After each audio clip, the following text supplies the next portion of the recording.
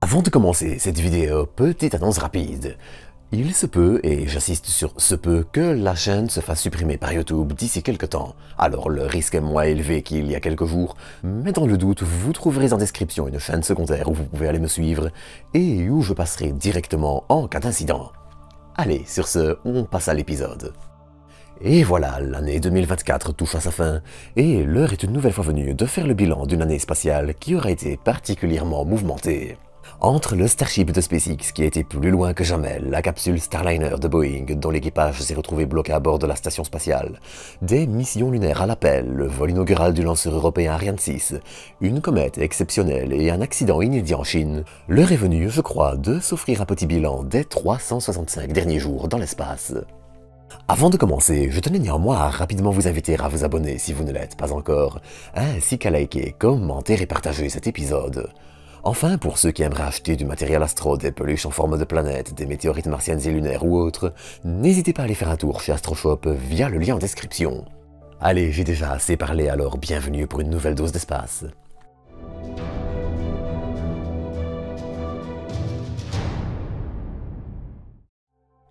S'il y a une chose qu'il faut reconnaître, c'est que ces dernières années, les actualités spatiales ont tendance à s'enchaîner très tôt dès le début de l'année. Et 2024 n'aura fait que confirmer cette règle. Ainsi, dès le 8 janvier, on allait avoir droit au vol inaugural du lanceur Vulcan de United Launch Alliance. Malgré un problème avec un de ses boosters dont la tuyère fut assez bien endommagée, le lanceur allait devenir le premier américain à atteindre l'orbite en utilisant du méthane et de l'oxygène comme carburant, après le lanceur chinois Zhukui 2 un an plus tôt. De plus, Vulcan allait aussi inaugurer les moteurs BE4 de Blue Origin, qui propulsent l'étage central de New Glenn. Mais c'était aussi l'occasion de lancer la première mission lunaire de l'année, à travers l'atterrisseur Peregrine d'Astrobotics. Malheureusement, cet atterrisseur robotisé allait vite souffrir d'une fuite de carburant, rendant la Lune hors d'atteinte pour l'entreprise. Finalement, le 18 janvier, l'atterrisseur allait rentrer dans l'atmosphère et s'y désintégrer, entraînant avec lui le rover Iris et les 5 petits rovers Colmena. Dans les actualités moins joyeuses, on allait aussi perdre le petit hélicoptère martien Ingenuity lors de son 72e vol le 18 janvier, qui, en échouant à reconnaître le terrain, a mal calculé sa vitesse et son altitude et s'est brisé les pales. Le même jour, c'était SpaceX qui allait lancer Axiom 3, une mission touristique privée qui allait emmener 4 astronautes à bord de l'ISS, avant un retour le 9 février. Quelques jours plus tôt, le 11 janvier, c'était le chinois Arianespace qui allait inaugurer Gravity One, un lanceur à poudre capable de placer environ 6 tonnes en orbite basse, soit près d'un tiers de la capacité de Falcon 9. Le 19 janvier, c'était l'atterrisseur lunaire japonais Slim, lancé le 25 décembre 2023, qui allait se poser sur la Lune avec pour objectif d'atteindre un niveau de précision jamais égalé, dans l'intérêt de futures missions lunaires habitées et robotisées. Et cet objectif de viser une région très précise allait être atteint en démarrant un périple inattendu. Lors de son atterrissage, il allait en effet perdre un de ses moteurs que vous voyez ici, tombant en dessous de lui dans le cercle rouge. Il allait ainsi se retrouver posé retourné, incapable de correctement s'alimenter en énergie et gérer sa température interne. La photo que vous voyez ici a d'ailleurs été prise par un petit rover compagnon montrant la complexité de la situation. Alors en fait, à l'atterrissage, l'atterrisseur devait faire une manœuvre de retournement et se coucher, mais ici il s'est complètement retourné. Prévu pour une durée de mission de 2 semaines, soit la durée d'une journée lunaire avant 2 semaines de nuit, il allait se retrouver incapable de s'alimenter en énergie et communiquer plus de 48 heures. Pourtant, jusqu'au 29 avril, date du dernier contact, il allait réussir à non seulement communiquer brièvement quelques heures par mois, mais aussi se réveiller et survivre aux colossaux écarts thermiques de notre satellite. D'ailleurs, c'est pour cette raison que les missions Apollo ont toutes eu lieu peu après le lever du jour lunaire. Le régolithe commence alors à se réchauffer et sa température tournait autour des quelques dizaines de degrés Celsius. Alors qu'en janvier on allait aussi retenir les premières réussites des lanceurs orbitaux iraniens, on retiendra aussi le premier lancement d'un cargo Cygnus de Northrop Grumman par SpaceX le 30 janvier. Et puis, le 15 février, SpaceX allait lancer l'atterrisseur lunaire Nova C d'Intuitive Machines, qui allait se poser avec succès sur la Lune le 22 février. Mais là aussi, les choses allaient prendre une tournure comique.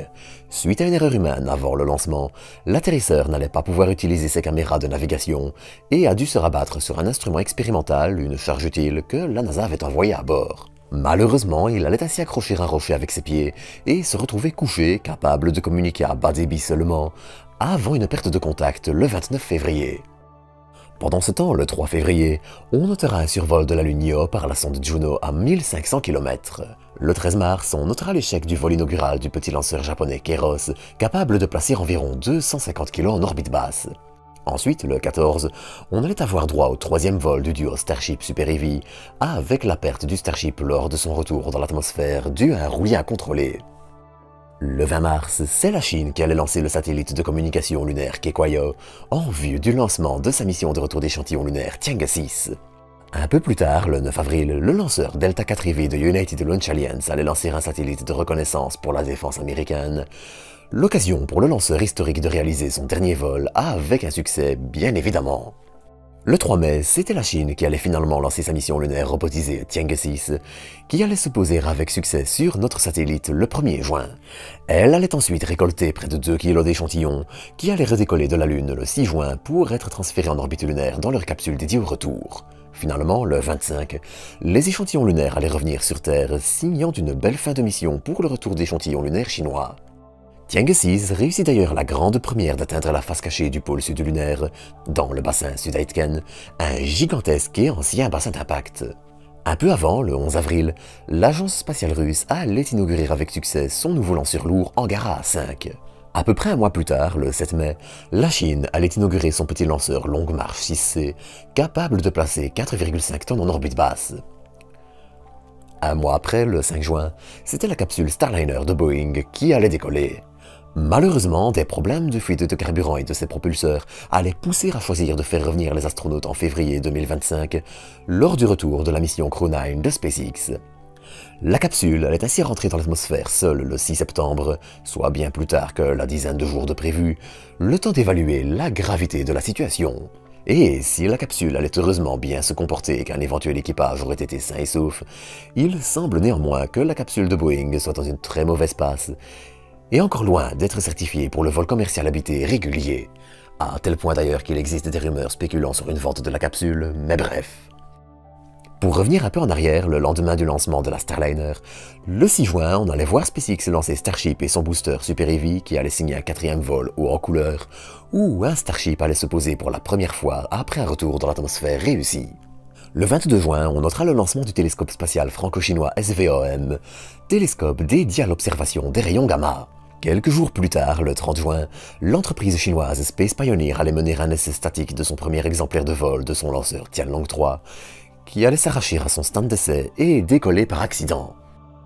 Le 9 juillet, c'était en Guyane, et plus précisément à Kourou, que les choses allaient bouger.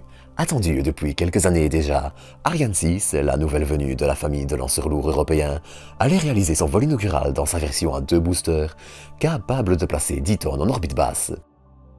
Malgré un petit souci avec le second étage lors d'essais de rallumage du moteur, qui sera réglé pour le second vol en 2025, Ariane 6 allait ainsi réussir une assez belle entrée en service.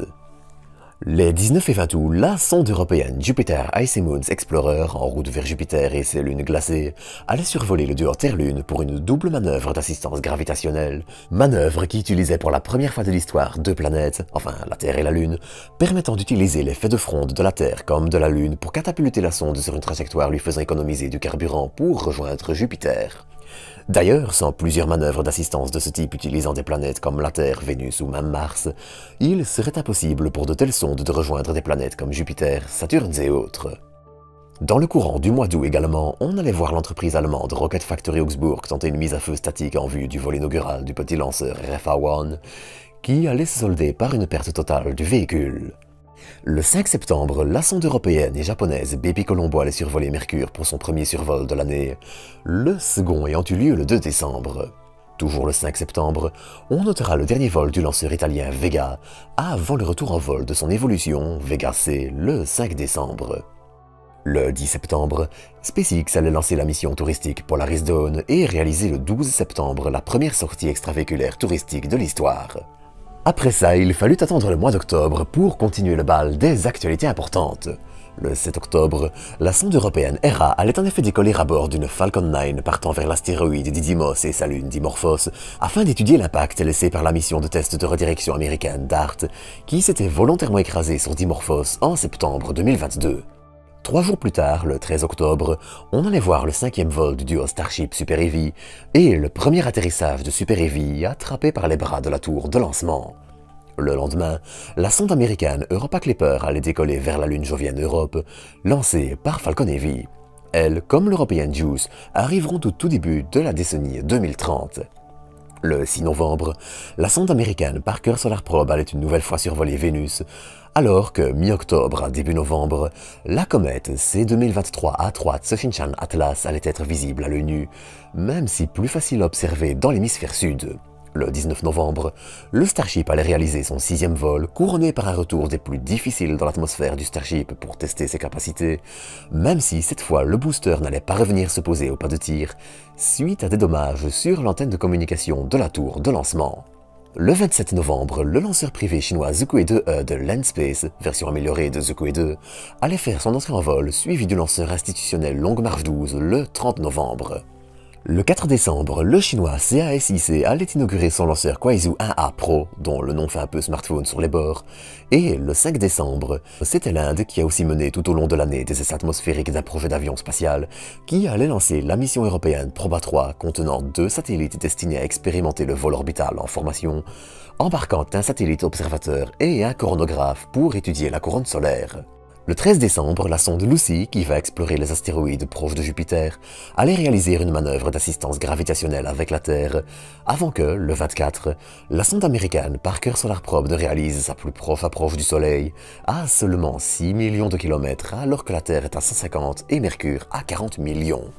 Enfin, pour terminer, le 18 décembre, le petit lanceur japonais Keros allait subir son 2e échec, petit lanceur de l'entreprise Space One dont je parlais en début d'épisode. Sur ce, eh bien, c'est ici que je vais vous quitter pour les actualités de l'année. J'espère que cet épisode vous aura plu et je vous souhaite une bonne fin d'année 2024 et un bon début d'année 2025. Et si tout va bien, eh bien, je vous dis à bientôt pour de nouvelles doses d'espace.